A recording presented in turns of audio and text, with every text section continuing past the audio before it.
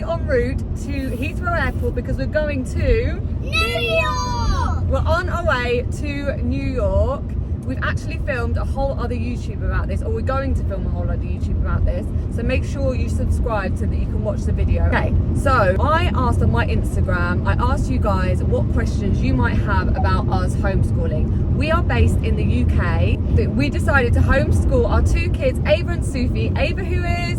10. And Sufi, how old are you? 6. So the first question that I'm going to answer is, why did you decide to homeschool? Now, Ava was enrolled to a school. We went along. It just didn't feel right at all in my gut. And we just decided not to. Like, my dad was like, they don't have to go to school. And I had this real realization that we don't have to do anything. So we thought we'll give it a try for a year and see how we get on. And we've never looked back. Like, there's such a good homeschooling community in Brighton that we have been able to join clubs. There's so many different activities for them to do. So we're really, really lucky in Brighton. Always check out the local Facebook groups, because often home ed communities put a lot of stuff on Facebook, so you can find out a lot of information on there. So the first question I'm going to answer is, So the first question we are going to answer is, will you homeschool secondary education? Got there in the end. Hey, Al, what do you think? Will we homeschool them for secondary education? I think it actually will be led by the children and what they think. So we're totally open to homeschooling and continue homeschooling. We're also open to the option of, if the kids want to go to school and try that out, that's also an option. So we're not putting any pressure on it, but I think it's definitely going to be a decision that we're going to make with the children. But personally, I think if they asked to go to school, then we would let them experience school. There is no way I would say to them, no, you can't go to school. If they want to go, we're totally up for that, and I want them to have the experience. If they don't want to go to school, we're also really happy with how they're doing at the moment. I mean, the world is changing so much at the moment that I honestly think a lot of what they're learning even be relevant, and I think that they can spend a lot of their time on things that they're really passionate about and actually become really, really good at something if they're given the space to do that. So if they want to go to school, of course they can. If they don't, either way. I don't know if I want to. In fact, let's ask the guys. What do you think? Do you want to go to school? I want to. Do you want to go to secondary school? Yeah, do you want to go to secondary school? Go on. What does that mean? Like high school? Yeah, like high school. Ooh, high school. It's funny how she knows the American. She knows high school, but she doesn't know secondary. Kind of want to go to school, but I also don't. I think it's something that you would want to be really sure about before. We can always go and look at schools. Yeah. And so you can see, and then you can make your mind up. I think that's a good place to start, isn't it? So maybe for secondary we'll do that. Susie says she really doesn't want to go. Next question is, do you stick to conventional school holidays? And the answer is definitely Big no. Not. This is a massive bonus about home ed, is that we don't have to stick to the regular school holidays. So obviously it's much cheaper to travel, less busy, everything. I mean, obviously we sometimes we want to be around for term time because the girls do extracurricular activities that they need to be there for. Like Ava spends a lot of time at dance and drama, so we don't want to take her out of that too much. So somebody asked, what does your husband do? Ali? Let's ask what the girls think that Daddy does. I know what he does. Go on. He does this. Hello. Yes. We can definitely do that. I need to go on the phone. Hello. Yes, we can definitely do that. So the road was really bumpy, so I've taken it off the holder. So what does your daddy do, Ava? I'm pretty sure he does recruitment. Is that the word? It's to find people jobs. Yeah. Ali, what do you do for a job? IRL, in real life? I am in IT recruitment, and Oh god, that was a big bump, sorry. Yeah, Ava's right. I find people jobs with clients I have all over the world. There you go. So next question is, where did you find local groups? And the answer to that is one, through word of mouth. So once you're in a community, you just talk to other mums who are also homeschooling their kids. And All dads.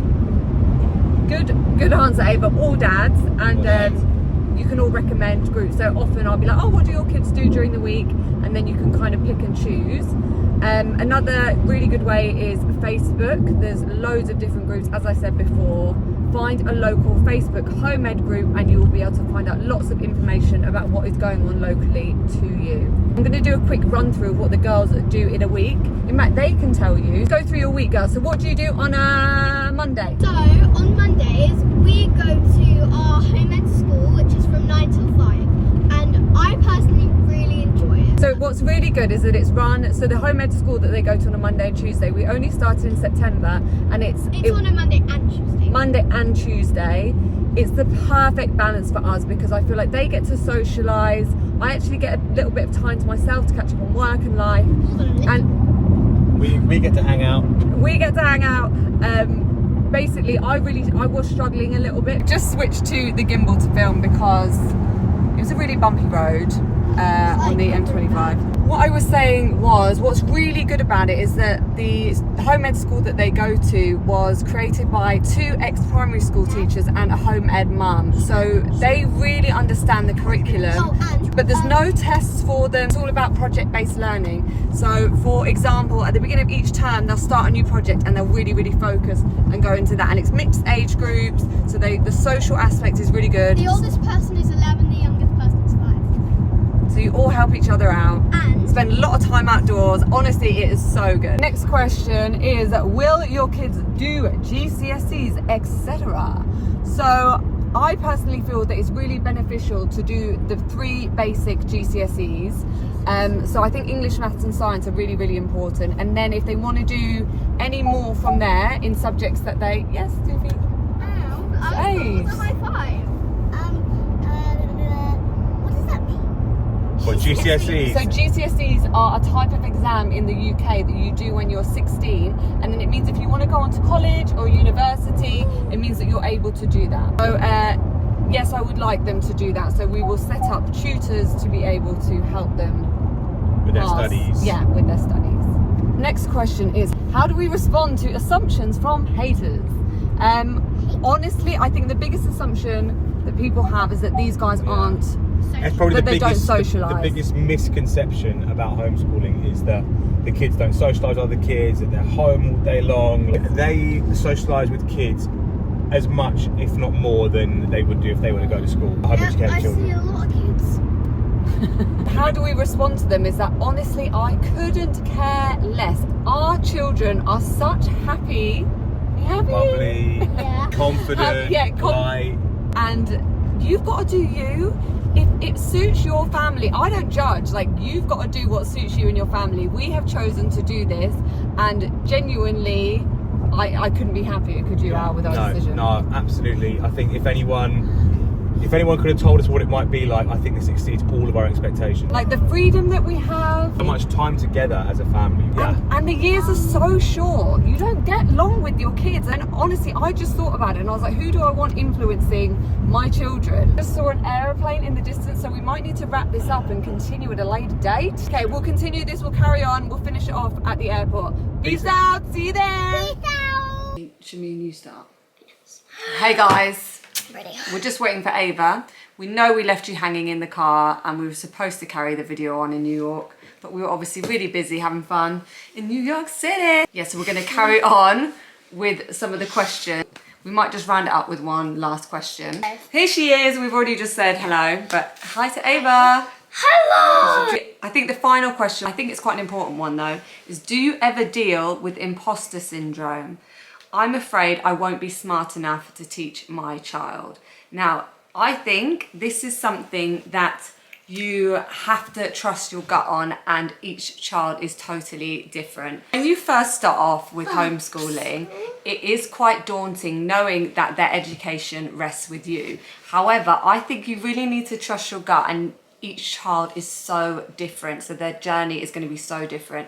Now, you have to remember as well that the attention they get from you or from a tutor is one-on-one, whereas when they're in a class, it's obviously much, much bigger. So I was always a little bit concerned that Ava wasn't going to be up to speed. And then the other day, she had a new tutor who had an hour with her, and she actually said that she was completely up to speed with year 5/year 6 questions, and that Ava found them really easy, which for me and Ali was so reassuring, because obviously you don't know, because you can't. I think what you got to do as well is just not, it's really difficult, but it's try not to compare to others. And we always have tendencies to try and compare them to like kids who, or family members who are in school perhaps. Sort of like you say, you just got to trust your gut and own it really. And But also as well, one thing that we didn't do with around Sufi's age, like 6 to 7 with Ava, we didn't put that much pressure on it. It was when she was about 7 that we started really introducing more English and maths. But actually, when they're younger, there doesn't need to be that much pressure on it. And then you'll find that as you introduce it when they get a bit older, they just get it. Do you think me and Daddy are smart enough to teach you guys? Nope.